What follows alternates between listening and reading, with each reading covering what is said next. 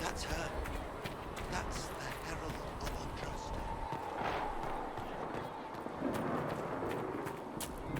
That's her.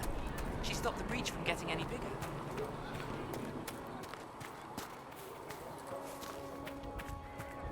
Chancellor Roderick says that the Chantry wants nothing to do with us. Have you gone completely mad? She should be taken to Val Royo immediately, to be tried by whomever becomes divine. I do not believe she is guilty. The prisoner failed, Seeker. The breach is still in the sky. For all you know, she intended it this way. I do not believe that. That is not for you to decide. Chain her! I want her prepared for travel to the capital for trial. Disregard that and leave us. You walk a dangerous line, Seeker. The breach is stable, but it is still a threat. I will not ignore it. I did everything I could to close the breach. It almost killed me. Yet you live. A convenient result insofar as you're concerned. Have a care, Chancellor. The breach is not the only threat we face. Someone was behind the explosion at the Conclave. Someone most holy did not expect. Perhaps they died with the others, or have allies who yet live. I am a suspect? You, and many others. But not the prisoner. I heard the voices in the temple. The Divine called to her for help. So her survival, that thing on her hand, all a coincidence. Providence. The Maker sent her to us in our darkest hour.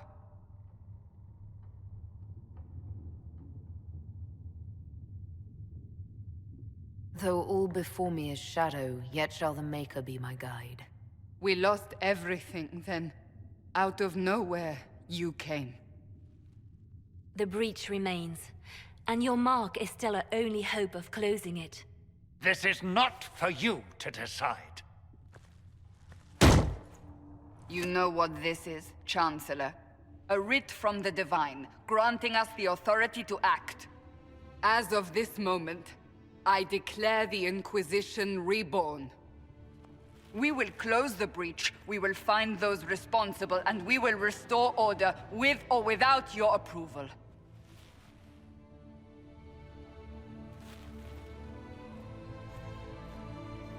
This is the Divine's directive. Rebuild the Inquisition of old. Find those who will stand against the chaos. We aren't ready. We have no leader, no numbers. And now, no Chantry support. But we have no choice. We must act now, with you at our side. What is the Inquisition of old, exactly? It preceded the Chantry. People who banded together to restore order in a world gone mad. After, they laid down their banner and formed the Templar Order, but the Templars have lost their way. We need those who can do what must be done, united under a single banner once more. But aren't you still part of the Chantry? Is that what you see? The Chantry will take time to find a new Divine. And then it will wait for her direction. But we cannot wait. So many Grand Clerics died at the Conclave. No, we are on our own. Perhaps forever.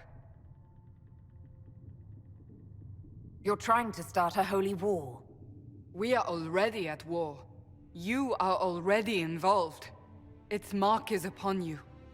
As to whether the war is holy, that depends on what we discover. What if I refuse? You can go if you wish.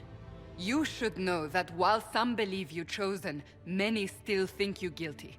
The Inquisition can only protect you if you are with us. We can also help you. It will not be easy if you stay, but you cannot pretend this has not changed you. If you're truly trying to restore order, That is the plan. Help us fix this before it's too late.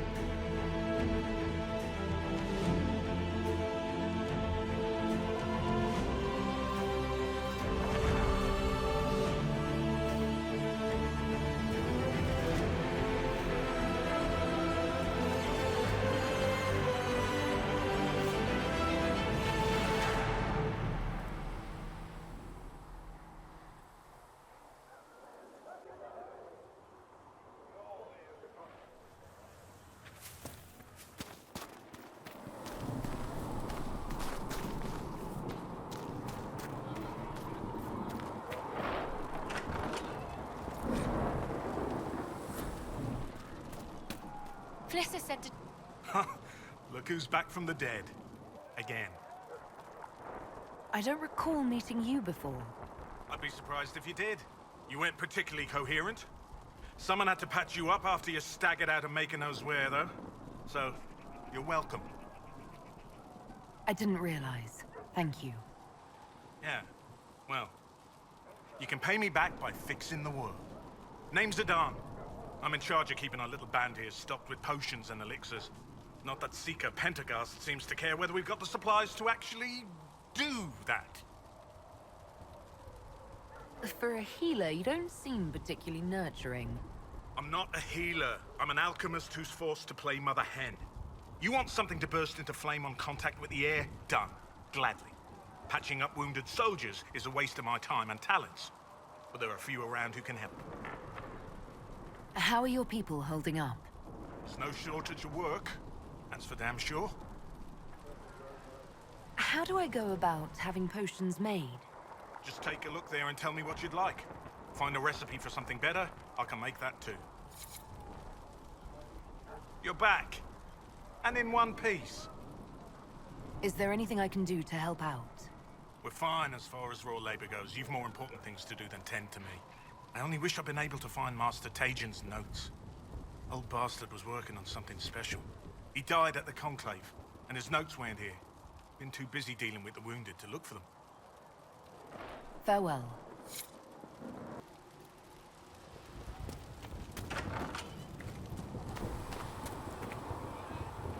The chosen of Andraste, a blessed hero sent to save us all.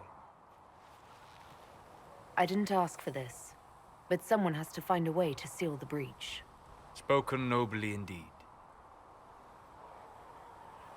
You think I'm mocking you? This age has made people cynical. I've journeyed deep into the Fade in ancient ruins and battlefields to see the dreams of lost civilizations.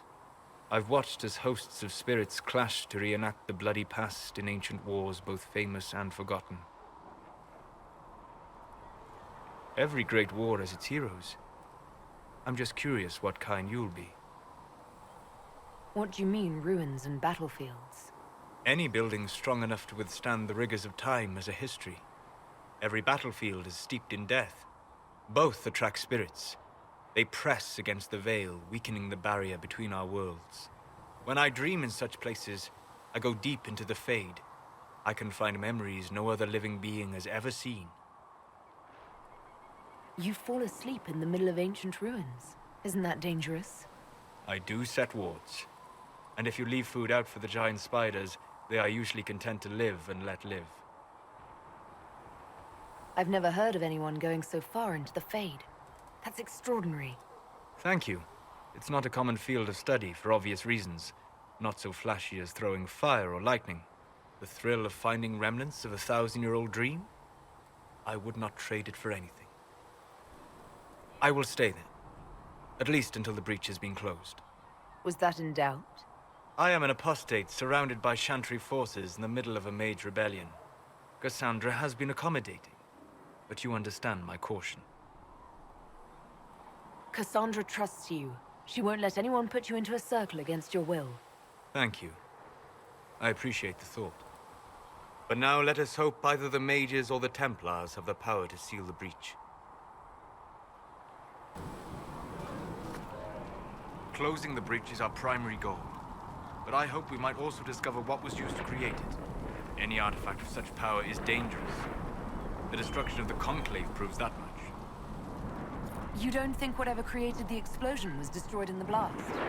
You survived, did you not?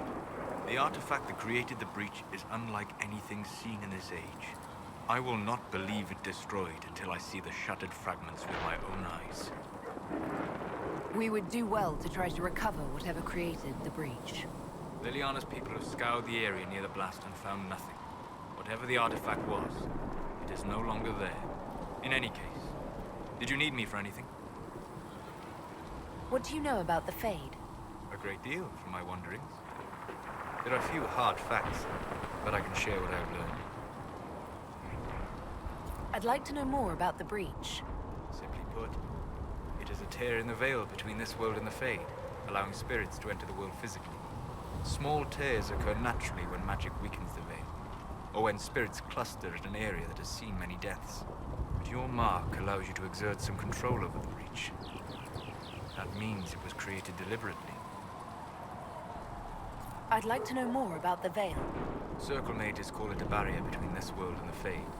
But according to my studies in ancient elven lore, that is a vast oversimplification. Without it, imagine if spirits entered freely. The Fade was not a place one went, but a state of nature like the wind. It sounds like it would be wonderful. And dangerous. But yes, a world where imagination defines reality. Where spirits are as common as trees or grass. Instead, spirits are strange and fearful. And the Fade is a terrifying world touched only by mages and dreamers. I am glad that I'm not alone in seeing the beauty of such a world, along with the obvious peril. I'd like to know more about demons. The Chantry says that demons hate the natural world and seek to bring their chaos and destruction to the living. But such simplistic labels misconstrue their motivations, and in so doing, do all a great disservice. Spirits wish to join the living, and a demon is that wish gone wrong. Is there a way to coexist? To live with them? If not in peace, at least without such active confrontation. Not in the world we know today. The veil creates a barrier that makes true understanding most unlikely. But the question is a good one, and it matters that you thought to ask. We'll talk later. Goodbye. Greetings. I'd like to know more about you, Solus. Why? You're an apostate, yet you risked your freedom to help the Inquisition. Not the wisest course of action when framed that way. I appreciate the work you're doing, Solus. I just wanted to know more about you. I'm sorry.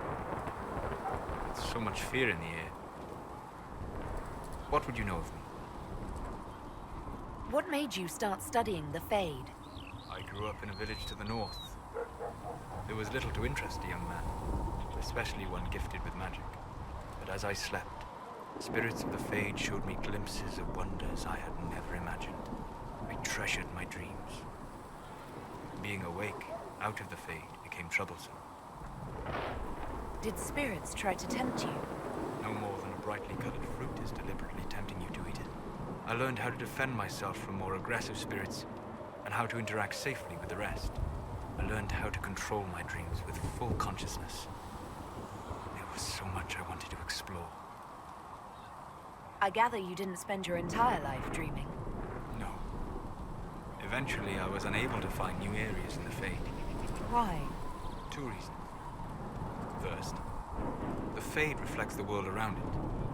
Unless I traveled, I would never find anything new. Second, the Fade reflects and is limited by our imaginations.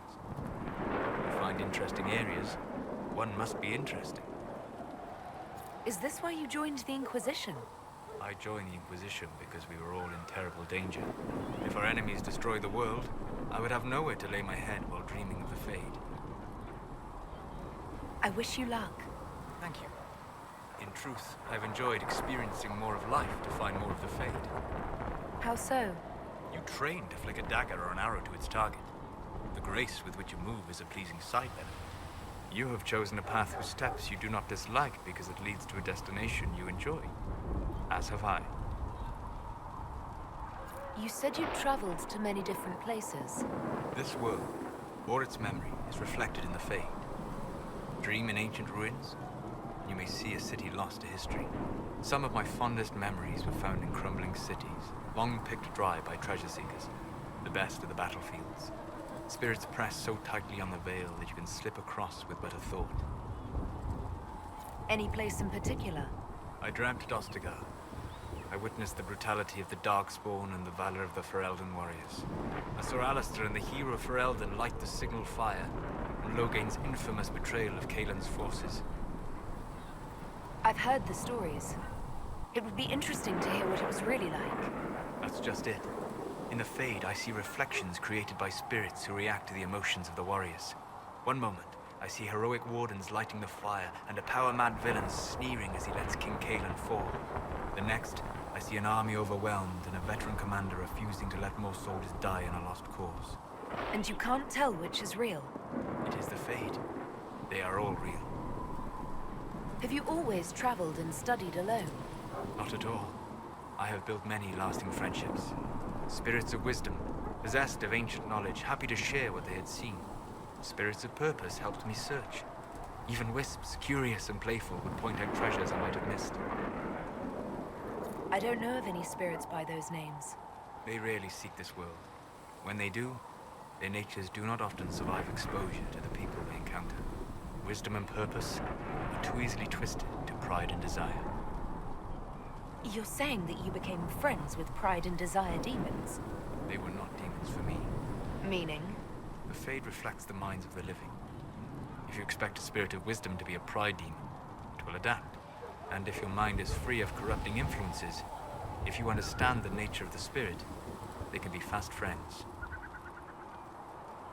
I'm impressed that you could become friends with spirits.